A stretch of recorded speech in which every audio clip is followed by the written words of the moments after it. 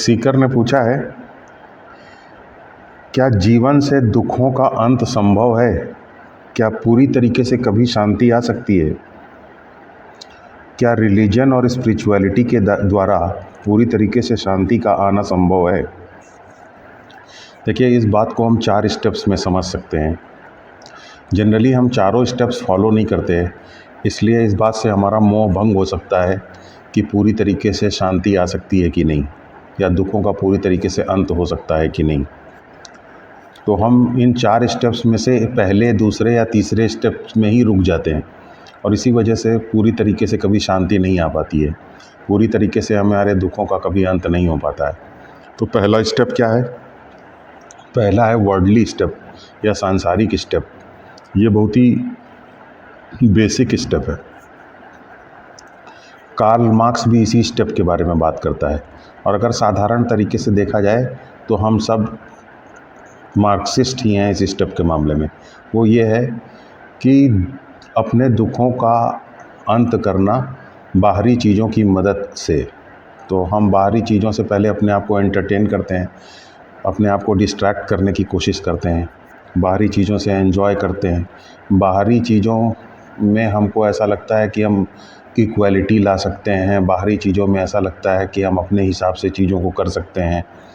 तो हम बाहरी चीज़ों में प्रयास करते रहते हैं, दूसरों को बदलने की कोशिश करते रहते हैं कि हम सोचते हैं कि हम दूसरों को बदल लेंगे तो शांति आ जाएगी, चीज़ों को जितना ज़रूरी है उससे ज़्यादा ले लेंगे तो शांति आ जाएगी, सोशल मीडिया का बहुत ज़्यादा एंटरटेनमेंट कर लेंगे तो शांति आ जाएगी, प्लेजर लविंग लाइफ जीने लगेंगे तो शांति आ जाएगी। ये सब हम सोचते हैं, लेकिन इसको हम देखते हैं कि इसमें कुछ हमें लिमिटेशंस आगे दिखाई देना शुरू हो जाती हैं। जब हम इस तरीके की हैप्पीनेस ले रहे होते हैं तो हमारे सेंस ऑर्गन्स ही थक जाते हैं। तो हमारे सेंस ऑर्गन्स की लिमिटेशन है कि हम बहुत ज़्यादा खाते हैं, बहुत ज़्यादा सोशल मीडिया देखते हैं, बहुत ज़्यादा फिल्म्स देखते हैं, बहुत ज़्यादा घूमते हैं, तो बाहरी चीज़ों के ऊपर बहुत ज़्यादा निर्भर रहते हैं। तो हमारे सेंस ऑर्गन्स ही थक जाते हैं और हम उस तरीके से प्लेजर को ले नहीं पाते। हम खुद इतना थक जाते हैं कि हमारे अंदर कैपेसिटी ही नहीं बचती है कि हम और अधिक प्लेजर ले सकें। और जब हम दूसरे को बदलने की कोशिश करते हैं तो हम देखते हैं कि दूसरा हमारे सामने तो थोड़ा बहुत बदलता हुआ प्रतीत होता है, लेकिन उसके बाद हम देखते हैं कि फिर से वो वैसा ही हो गया जैसा कि वो पहले। तो इस तरीके से जब हम थोड़े मैच्योर होते हैं तो हमें समझ में आ जाता है कि दूसरे को बदलना, बाहरी प्लेजर लेना और इस तरीके से अपने आप को डिस्ट्रैक्ट करके अपने दुख को दूर करना, ये कोई बड़ा इफ़ेक्टिव तरीका नहीं है। तो हमारा जीवन में स्टेप 2 शुरू होता है। स्टेप 2 में हम अपने दुख को दूर करने के लिए सीधे अपने नेगेटिव इमोशंस के ऊपर अटैक करते हैं, क्योंकि हमें लगता है कि हमारे दुख का कारण दूसरा नहीं है, क्योंकि दूसरा तो बाहर है। हमारे अंदर हमारे नेगेटिव इमोशंस उठते हैं। अगर हम अपने नेगेटिव इमोशंस के ऊपर कंट्रोल कर लें तो हमारे नेगेटिव इमोशंस के ऊपर कंट्रोल से हमारा दुख दूर हो सकता है। तो इसके लिए हम बहुत सारी टेक्निक्स अपनाते हैं, जाप इत्यादि करते हैं। तो उससे क्या होता है कि हमारे नेगेटिव इमोशंस रुक जाते हैं और हम कंफर्टेबल महसूस करते हैं। बेली ब्रीदिंग हम करते हैं, इससे हमारे नेगेटिव इमोशंस रुक जाते हैं, हम अंदर कंफर्टेबल महसूस करते हैं। लेकिन कंफर्टेबल महसूस करने के बाद भी लाइफ में एक बोर्डम और एक लिमिटेशन बचा रह जाता है।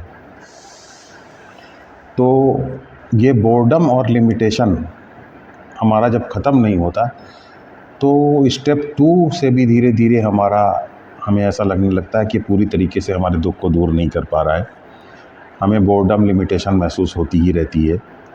तो फिर हम स्टेप 3 की तरफ हमें मूव करना चाहिए। जनरली ज़्यादातर लोग स्टेप 2 पर जाकर के रुक जाते हैं। तो स्टेप 3 क्या है?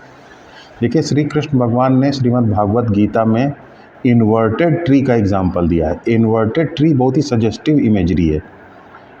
तो जैसे पेड़ को हम जब बोते हैं तो पेड़ ज़मीन में बो दिया जाता है, लेकिन इन्वर्टेड ट्री को बोने का क्या तरीका है? इन्वर्टेड ट्री के बारे में श्री कृष्ण भगवान कहते हैं तो हमें इन्वर्टेड ट्री को समझना चाहिए। इन्वर्टेड ट्री का मतलब है हमारे बेसिक सेल्फ में जड़ पकड़वाना। तो हम अपने बेसिक सेल्फ में जब जड़ पकड़ते हैं तो इसका मतलब है हमारा इन्वर्टेड ट्री को हम जड़ पकड़वा रहे हैं। यानी अपने शरीर और मन को हम अपने बेसिक सेल्फ से जोड़ने की कोशिश कर रहे हैं। पहले हम क्या काम करते थे? उनको बाहरी चीज़ों से जोड़ने की कोशिश करते थे। अब हम बेसिक सेल्फ से जोड़ने की कोशिश कर रहे हैं। तो इसका सरल भाषा में मतलब क्या है? इसका सरल भाषा में मतलब ये है कि जब आप बोर्डम महसूस करें, परेशान महसूस करें, तो आप चुपचाप बस बैठ जाइए, गहरी गहरी सांसें लीजिए, कुछ करिए मत, किसी भी चीज़ का सहारा मत लीजिए। तो आपका जो बोर्डम का पैटर्न है वो धीरे धीरे ब्रेक होने लग जाएगा और आप जो डीप ब्रीदिंग से शांति महसूस करेंगे, कुछ ना करने की वजह से जो शांति महसूस करेंगे, धीरे धीरे आपका जो अस्तित्व है, आपका मन और शरीर है, वो आपके बेसिक सेल्फ में जड़ पकड़ने लगेगा। यानी इन्वर्टेड ट्री जो है वो आपके अंदर जड़ पकड़ने लगेगा, आपका शरीर मन आपके बेसिक सेल्फ में जड़ पकड़ने लग जाएगा। इसी को सरल भाषा में कह सकते हैं ध्यान। तो हम ध्यान करते हैं सुबह थोड़ी देर के लिए, या जब भी हम खाली होते हैं तो हम करते हैं, शांति के साथ बैठ जाते हैं, कुछ नहीं करते हैं, गहरी गहरी बस सांस लेते हैं। बोर्डम चाहे हम कितना महसूस कर रहे हो, बोर्डम का पैटर्न धीरे धीरे ब्रेक होना शुरू हो जाएगा जब आप कुछ नहीं करेंगे तो। और तब आप कंफर्टेबल महसूस करेंगे, आपके बेसिक सेल्फ से आप कनेक्ट हो जाएंगे, जड़ पकड़ लेंगे। देखिए, लोग जो है बाहर घूमते रहते हैं, दोस्तों के साथ शाम को घूमते रहते हैं, मज़ा लेते रहते हैं, फिर एक दिन पता चलता है कि सारे दोस्तों का ट्रांसफ़र हो गया, इधर उधर चले गए। अब उनके पास कोई ऐसा नहीं बचा कि वो शाम को जाएं, तो मजबूर हो करके उनको घर पे बैठना पड़ता है। फिर धीरे धीरे घर पे बैठने की भी आदत पड़ जाती है। क्यों? क्योंकि घर पे बैठने पे जब हम अपने कुछ नहीं करते हैं, बैठे रहते हैं, तो बेसिक सेल्फ के साथ हमारा शरीर मन जड़ पकड़ लेता है, तो हम उसमें भी आराम महसूस करने लग जाते हैं। तो ये तो पैटर्न्स को बस ब्रेक करने की बात है। तो उसी तरीके से बोर्डम भी एक पैटर्न है, उसको ब्रेक तब आप करते हैं जब आप कुछ नहीं करते हैं और बोर्डम को सिर्फ देखते रहते हैं, गहरी गहरी सांसें लेते रहते हैं और कुछ करते नहीं, किसी भी चीज़ का सहारा नहीं लेते हैं, और बस तब देखते हैं कि बोर्डम धीरे धीरे ब्रेक होने लग गया। तो इस तरीके से जब आप बोर्डम ब्रेक कर देते हैं, पैटर्न को ब्रेक कर देते हैं, तो क्या आपको पूरी तरीके से हैप्पीनेस मिल जाती है, दुख का अंत हो जाता है? नहीं, अभी एक स्टेप और बाकी है। ये चौथा स्टेप भी आजमाना चाहिए। और वो चौथा स्टेप ये है, जैसा अष्टावक्र ने अपनी गीता में कहा, अष्टावक्र गीता में कहा है कि मैं जो हूँ सूखे पत्ते की तरीके से वासना की आंधियों में उड़ता हुआ जाता हूँ। तो उसी तरीके से आपको सूखा पत्ता बनना है। सूखा पत्ता बनने का मतलब है कि आपको किसी भी चीज़ को रोकना नहीं है, जो भी ज़िंदगी में हो रहा है उसको होने देना है, उसको एक्सेप्ट कर लेना है।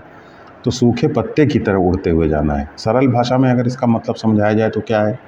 सरल भाषा में इसका मतलब ये है कि अभी तक आप अपनी लाइफ में दुखों के आने पर, नेगेटिव इमोशंस के आने पर उसको रेजिस्ट करते थे, लेकिन अब आपको एक टर्न अराउंड करना है, अब आपको एक बदलाव ले आना है। एक क्रिटिकल सिचुएशन आ गई है आपकी लाइफ में, फाइनल स्टेजेस में आप हैं, वहाँ पे आपको चीज़ों को एकदम से पलट देना है, बदल देना है। वो ये कि अब तक आप नेगेटिव इमोशंस वगैरह को रोकने की कोशिश करते थे, अब आपको नेगेटिव इमोशंस को नहीं रोकना है, अब आपको नेगेटिव इमोशंस को इन्वाइट करना है, डिफ़िकल्ट सिचुएशंस को इन्वाइट करना है, अनकम्फर्टेबल सिचुएशन को इन्वाइट करना है। ऐसा हम शरीर के और मन के बारे में करते भी रहते हैं। देखिए, लोग खाने में मिर्च खा लेते हैं, मिर्च खाने से तो एकदम जीभ मतलब इतना कड़वा लगता है, लेकिन खाते हैं क्योंकि थोड़ी हम अनकंफर्टेबल सिचुएशन मुंह में क्रिएट करते हैं, तो उससे मज़ा आता है। डिसऑर्डर जो है जब हम क्रिएट करते हैं तो उससे जो डिस्टर्बेंस पैदा होता है वो भी एक फूड है, उस फूड से हम एनर्जी सक करते हैं अपने अंदर। तो उसी तरीके से हम बॉडी में भी हम देखते हैं कि बॉडी में भी हम ये काम करते हैं, खूब भारी वेट उठाते हैं। तो जब हम भारी वेट उठाते हैं तो क्या होता है, शरीर को बहुत ही तकलीफ़ होती है। उस तकलीफ़ से में हमें मज़ा आता है क्योंकि एक थोड़ा सा डिसऑर्डर क्रिएट होता है, तो उससे हम एंट्रोपी डिक्रीज़ होती है, उसकी एनर्जी को हम सक कर लेते हैं, हमारी नई पॉसिबिलिटीज़ का हमें अपने अंदर पता चलता है। तो बॉडी के मामले में वेट उठा करके, टेस्ट के मामले में मिर्च और अदरक वगैरह खा करके हम ये काम करते रहते हैं। वही काम हमको अपनी लाइफ की सिचुएशंस और अपने नेगेटिव इमोशंस को लेकर के भी करना है। तो हमें क्या काम करना है कि अनकंफर्टेबल सिचुएशंस को इनवाइट करना है, डिफ़िकल्ट सिचुएशंस को इनवाइट करना है, उनको रेजिस्ट नहीं करना है, उनको ना सिर्फ एक्सेप्ट करना है बल्कि उनको इनवाइट करना है। तब जब हमारा इन सिचुएशंस को लेकर के, डिफ़िकल्ट सिचुएशंस को लेकर डर निकल जाएगा, तब आप कि जीवन से दुख का अंत हो जाएगा और फाइनली आपके जीवन में शांति आ जाएगी। तो ये 4 स्टेप फॉलो करिए, पहले या दूसरे पे रुकिए नहीं, तीसरा और चौथा भी फॉलो कीजिए, तो आप जीवन में कंटिन्यूअस हैप्पीनेस को प्राप्त कर पाएंगे। और ये सबको सीखना पड़ता है, ये चारों स्टेप्स से सबको गुजरना पड़ता है, क्योंकि एम्पिरिकली हम जब तक इसको प्रैक्टिस नहीं करेंगे तब तक हम फाइनली अपने जीवन से दुखों को दूर नहीं कर सकते हैं, शांति और चैन को हमेशा के लिए ला नहीं सकते हैं।